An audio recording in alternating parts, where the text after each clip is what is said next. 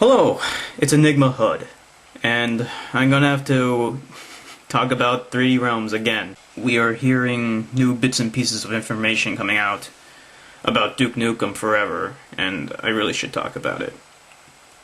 Well, on the fan site Duke4.net, which is a hive for fanboys who hate my guts, but despite that, there is some interesting information on Duke4.net. By the way, if you didn't know, I used to be one of the staff members of Duke4.net.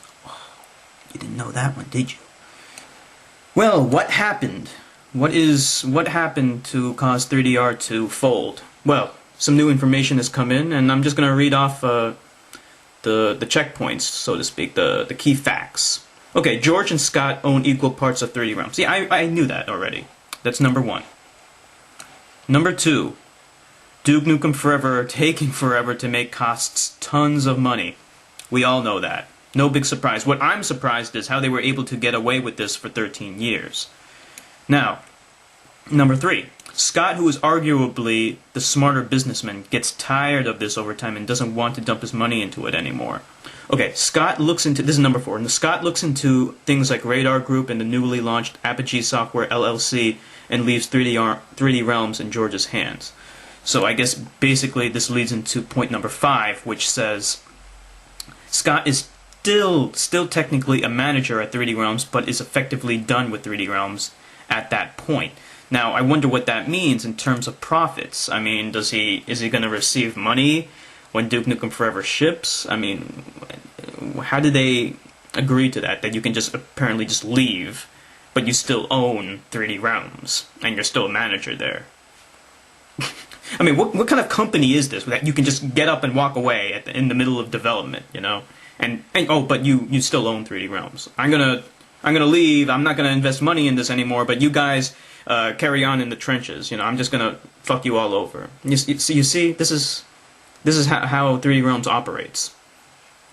And I'm the only guy who's pointing this out, because if I don't point it out, nobody else is going to. Number six. Scott is now free to run companies as he sees fit without dealing with a 50% partner. Okay, number seven. A year or so later, George wasn't able to handle it, especially with the lack of Scott's personal and financial cooperation. Now, this is where it becomes really fucked up. George was a fuck-up right from the start. So it's apparent that he was leeching off of Scott in terms of money and in terms of direction, perhaps. Okay. Number 8. Eventually, funds begin to run low. Number 9. Since Scott is out, and so is money, George drives out to California to show Take-Two that's the publisher. But remember, the publisher never invested any money into this. And when Take-Two was talking about Duke Nukem Forever's development, George Broussard said, Take-Two should shut the fuck up, in my opinion. That shows the kind of relationship that George had with Take-Two. He ran out of money. George Broussard ran out of money, so he became desperate. These are the same people that he told to shut the fuck up. I know that you became desperate, but you should have known what was going to happen, George Broussard. Okay, number 10. Vague references were made to Take-Two possibly having verbally promising money, but didn't deliver. Now, vague references? Whose word do we have to go on that? Take-Two's not going to say that. George Broussard's the only one who probably indicated that. And do we trust George Broussard at this point? Okay, we have to, I mean, even the fanboys, you have to admit that he cannot be trusted. He is only going to say what is in his own benefit. Okay? He's not going to make himself out to be the guy responsible. I would bet that Take-Two never really made any kind of definitive promise or whatever. It doesn't matter what they said verbally. He's a businessman. He should know better than that. Okay? Nothing matters unless it's on paper. Number 11. When George requested the $5 million from Take-Two so Duke Nukem Forever development could be funded, Take-Two, and this is part of the 12th point, Take-Two counter-offered with giving 3D Realms $30 million instead if 3D Realms sells all the rights to the Duke Nukem intellectual property.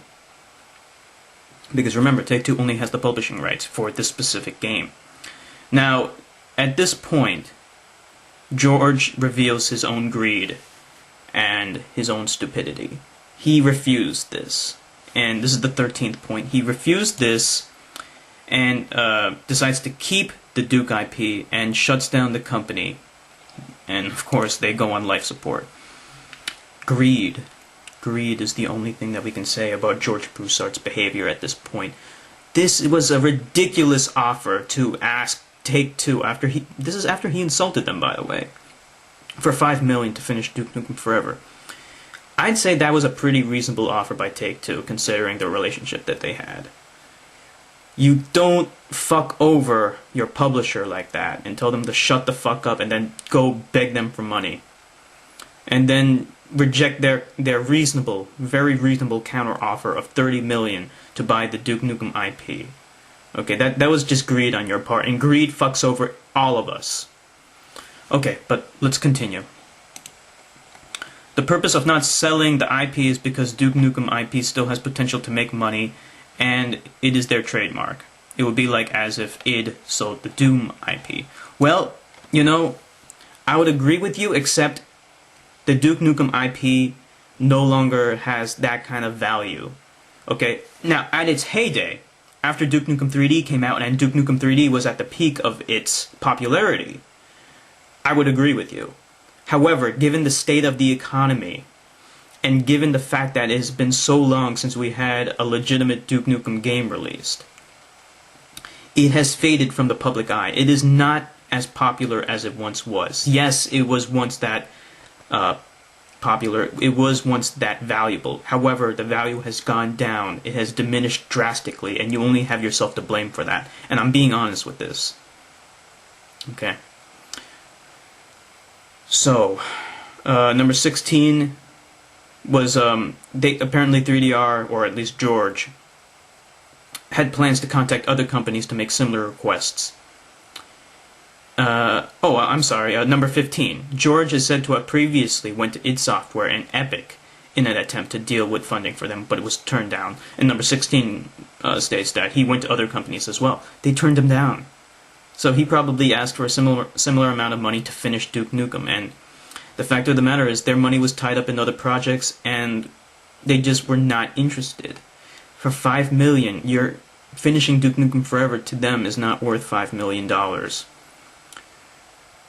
So, the fact of the matter is, George, you set a precedent of incompetence. Nobody knows when you're going to finish the game. They can't invest $5 million and then expect this game to come out in a timely manner. It's not realistic, because you have destroyed your credibility as a legitimate video game developer. You were just too arrogant. Way too arrogant, and now you're paying for it. Number 17, this is the final point. A company in a better position to spend $5 million, such as EA or Microsoft, are seen as the most likely candidates for possibly investing in saving Duke Nukem Forever. Well, you know, I would agree with you on that, except of my previous point, that George destroyed his credibility with the video game community. I'm talking about the developers, in addition to the gamers, because now you're a laughingstock. Nobody trusts you to finish this game. Nobody would. I wouldn't. Even if I was a billionaire, I wouldn't invest $5 million to trust you to finish the game. No way. You can sell me the IP. You can sell me the intellectual property, but for no more than $30 million. I'm not going to spend more than that. And I would hire another development team to finish the game. Somebody who would treat the IP with respect, but would be able to finish the game in a timely manner. George, you know, and I have to speak with the most honesty to the 3DR fanboys and the Duke Nukem fanboys. You have to admit that what George is doing is not in the best interest to the gamers. When he is refusing to sell the IP at a reasonable price, it is not in the best interest to you. It's not in the best interest to gamers in general. It's not in the best interest to anyone. So even if you hate me, and I know there's the fanboys, they hate me. They hate me for what I say because I tell the truth. You have to admit at least that George, right now, what he's doing is not in the best interest to you. Because all that matters at this point is releasing Duke Nukem Forever. And what he's doing is greed. And what greed does is counterproductive to what the gamers need. What we need is a great game to play. And greed is always the thing that will fuck over the gamer.